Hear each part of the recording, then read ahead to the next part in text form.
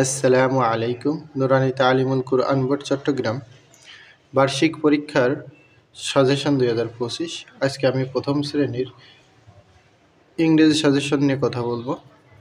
Suggestion দেওয়া খুবই কঠিন, এখান থেকে যে আসবেই এমনটা বলা খুবই কঠিন। তারপরেও আমার পূর্বের অভিজ্ঞতা থেকে আমি কিছু দাগিয়ে নিয়েছি, যেটা পরীক্ষায় থাকতে পারে বলে আশা করা যায়, ধারণা করা যায়। 1 নম্বর, write the meaning of the following words. এটা এক্সারসাইজ 3, অনুশীলনী 3।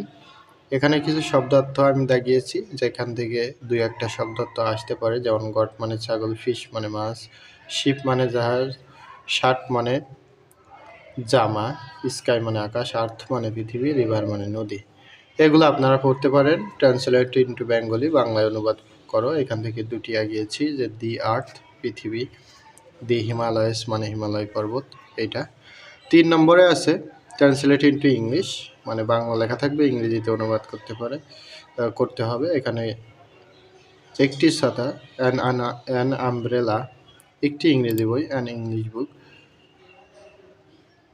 একটি ইংরেজি বই, অ্যান ইংলিশ বুক। এটা আপনারা দেখতে পারেন। এটা মূলত আমার পূর্বের অভিজ্ঞতার আলোকে এখান থেকে আমি সিলেবাস অনুসারে আপনাদেরকে বলছি। সিলেবাসে আরও আছে এক্সারসাইজ 4। এখানে আপনারা দেখতে পারেন যে আমি কিছু শব্দার্থ দাগিয়েছি। মাইন মানে আমার, সুইট মানে মিষ্টি, নার্স মানে সেবিকা, টিচার মানে শিক্ষক, পটার মানে কুমার। ট্রান্সলেট ইন্টু ইংলিশের ভিতরে আমি দাগিয়েছি ইউ আর এ টিচার, আপনি একজন শিক্ষক।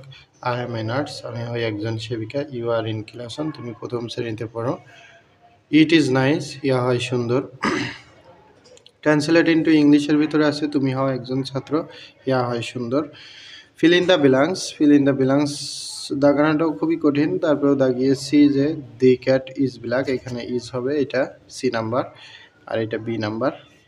মেক সেন্টেন্স আসবে, এখানে আছে ফার্মার, নার্স, পটার। এগুলো আপনার বাচ্চাকে আপনি পড়াতে পারেন বা আপনারা পড়তে পারেন। তারপরে আছে এক্সারসাইজ 5। এক্সারসাইজ 5-এ আছে ওয়েল মানে ভালো, শব্দার্থ ওয়ার্ড মিনিং। ওয়েল মানে ভালো, হোম মানে বাড়ি, লাকি মানে ভাগ্যবান বা ভাগ্যবতী। মেক সেন্টেন্স আছে স্টুডেন্ট, পড়। ফিল ইন দ্য ব্ল্যাঙ্কসের ভিতরে আছে বি এবং সি এবং ডি, 3 দাগে। আর এদিক 4 দাগে আছে ট্রান্সলেট ইন্টু বেঙ্গলি, বেঙ্গলি থেকে ডি এবং ই নাম্বার দাগিয়েছি। ট্রান্সলেট ইন্টু ইংলিশের ভিতরে আমি 3টা দাগিয়েছি, আপনারা এগুলো দেখতে পারেন, এগুলো পড়াতে পারেন। এরপরে আমরা আসি এক্সারসাইজ 6-এ। 6টা আপনারা দেখতে পাচ্ছেন যে ম্যাঙ্গো মানে আম, টিডি, ম্যান, এগুলো আগিয়েছি। মেক সেন্টেন্সের ভিতরে glass, man, book. Fill in the ব্ল্যাঙ্কসের ভিতরে 3 দাগে আমি এ দাগিয়েছি, এ, সি আর ই নাম্বার। 5 নম্বরে দাগিয়েছি, 4 নম্বর দাগিনি। এটা খুবই কঠিন, যে কারণে এখান থেকে নাও দিতে পারে বলে ধারণা করা হচ্ছে যে এটি খুবই কঠিন একটি অধ্যায়, যে ইহা একটি পানপত্র। এগুলো ট্রান্সলেশন করা কঠিন, মানে বাংলা থেকে ইংরেজি করা। তবে ইংরেজি থেকে বাংলা করা হয়তো আসতে পারে, এখান থেকে আমি 2টি দাগিয়েছি। এরপরে আমরা চলে যাচ্ছি এক্সারসাইজ 7-এ। এক্সারসাইজ 7 যদি দেখেন, এখানে আমি দাগিয়েছি ফেস মানে টুপি, গট মানে ছাগল। আরও দাগিয়েছি মেক সেন্টেন্স, বুক, গার্ডেন। 3 নম্বরে দাগিয়েছি B number, that is dash house. আর এখানে এগুলো ট্রান্সলেশন করা কঠিন, তারপর আমি দাগিয়েছি একটি, এটা আপনারা দেখতে পারেন 5 দাগে এক্সারসাইজ 7-এর। কবিতা আসবে।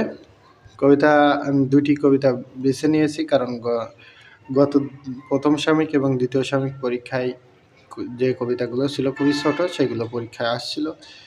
এখন তৃতীয় সাময়িক মানে বার্ষিক পরীক্ষায় যে কবিতা আসতে পারে, তাহলে কাউন্টিং বা অবায়, এই 2টার ভিতর যে কোনো একটা আসতে পারে। আরও আমাদেরকে লিখতে হবে এখানে name of directions, name of 7 days, name of 6 seasons, name of 12 months। এগুলোর ভিতরে নেম অফ ডিরেকশন, এটাও পরীক্ষায় আসে প্রথম সাময়িক পরীক্ষায়। নেম অফ 7 days, এটাও আসছিল পরীক্ষায় দ্বিতীয় সাময়িক পরীক্ষায়। আসেনি নেম অফ 6 সিজনস এবং নেম অফ 12 মান্থ, এই দুটোর ভিতর যে কোনো একটি পরীক্ষায় থাকবে। বিশেষ করে নেম অফ 12 মান্থস এটা আসতে পারে, বা নেম অফ 6 সিজনস, দুটাই আপনি পড়াতে পারেন, বাকিগুলো খুবই কম গুরুত্বপূর্ণ।